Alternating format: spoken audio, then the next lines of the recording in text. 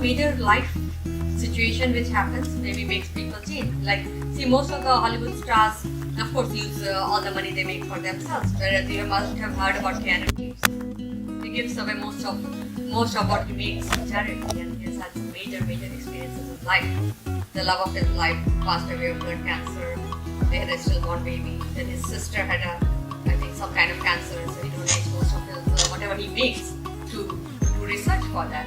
So I think if you love someone really a lot, more than yourself, and if something major happens, then that's a total U-turn to your point of view. It makes you become a better person and do things for the better, right? So again, so that's why we would say, like, in NLP there's one saying that don't blame the person, blame the behavior, because behaviors can change. Person will be the person, right? So we have to understand, and the model of the world has two core components, that is values and beliefs. So my model of the world when I was in India was very different than my model of the world here when I'm an entrepreneur and a business person. So what values did I have that time? What values do I have right now? Or what was my belief system? Like, I would say, like, for the longest time I used to think, okay, I can never survive on my own. That was my belief system, because I've never seen anyone survive on their own, a woman alone, right, in India. All my siblings are married and have kids and are with their significant others, and I had never lived alone in my whole life. Like, when I started living alone, I think when I took the restraining order and walked out, I would have paid someone to live with me. Like, I was that scared, right? But the thing is, over a period of time, your beliefs change. And now I won't be with someone unless they are my soulmate. Because now I know I can take care of myself, and my self-esteem is high, and I'm confident, and I won't take crap anymore, right? That's amazing. So I can give you a funny example of this values and beliefs. So in India, if you met someone and you like them and want to make friends with them, you invite them over to dinner at your house, right? It's cook for them. So I was working at one of my first jobs here, and I had this colleague, white guy, and I said, okay, come over for dinner. He said, okay.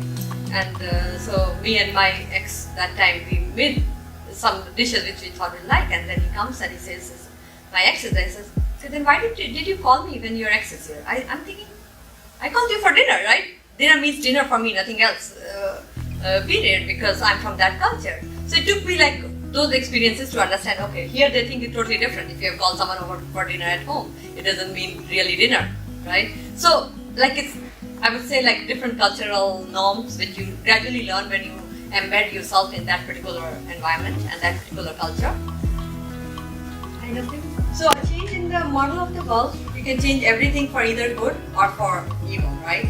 So I can say, I remember I had a lot of neighbors in my last house, and after 9/11, most of them stopped talking to us because we didn't look the general population here. Because we are from India, right? We were the only Indian in the whole community, in that housing community in the street, and they were all nice neighbors of them. They would bring flowers or fruits for us, and we would have like a get-together, neighborhood get-together every quarter. But after 9/11 happened, so because they don't know the difference between India and other places and everything, so everyone stopped talking to us. And so basically, that changed their model of the world, that anyone who doesn't look like the natives here is someone to be feared.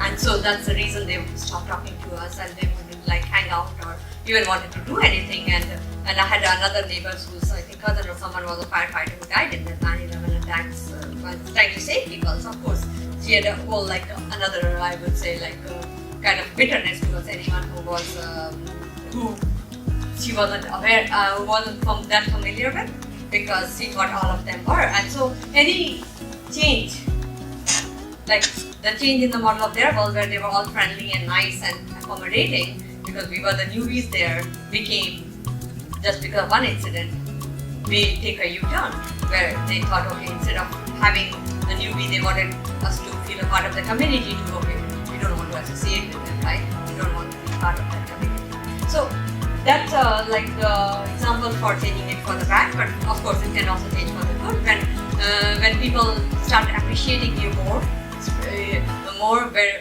before they didn't. So then it becomes a model for the good as well. And like before here, when I think the African American people didn't have any rights, then people would always like use not try to associate with them that much, other than maybe slaves. But now when people have this change in the law, now everyone has equal rights, so everyone gets treated equally. So that's a good change in the model of the world, that all human beings are equal regardless of the color of the skin or anything else. So see, for an Amish poem model of the world, it is like everything is green, we are farming, we are living a simple life, there are very few buildings to take care of like a roof over our head. Whereas if you go to the next slide, which is a computer engineer's view of the world, can you go to the next slide? It's all zeros and ones, right? Because we are now dealing with AI, we will have augmented reality, artificial intelligence and virtual reality and all that, and so it's all zeros and ones. Then their version of the world does not include any greens or forests, whereas the other version of the world does not include any advancement in the technology. So model of the world is all dependent on our representational system, as I mentioned before, and they have been long-standing even from our childhood, the belief system we built.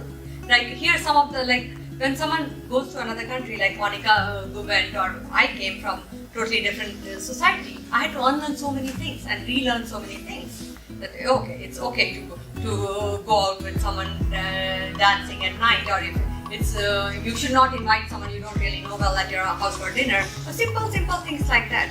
That all comes from experience, and that all comes from your own representational system, and of course your understanding of the nuances of every society. And of course the rules people set. Like David had said that he feels happy when he is with his partner. That's his rules for happiness, whereas for someone else the rule of happiness will be, okay, a flower is blooming or a bird is flying, I'm happy because I see the love in the nature.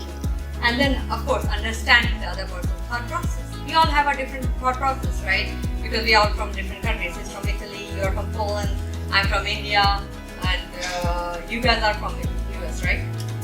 Yeah, and she's from India, so we all have different points of view, yet we come together to learn some new concepts and to support each other and to build a team.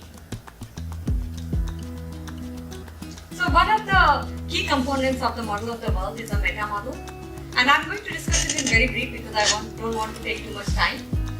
And so one of the things which Jay is going to focus on later is building rapport with people in order to make them really listen to what you have to say. Otherwise, we are in an information age where everyone gets so much information every time. Unless you really build a rapport, they are not going to listen to you. Then respect for other person's right to have their own values, and the same as the respect for model of the world. Like we all are different, so the same thing we can learn from different. Let's have different viewpoints which we have to respect. We can't say, oh no, your point is wrong, mine is right. And of course have clarity about outcomes. Like when we set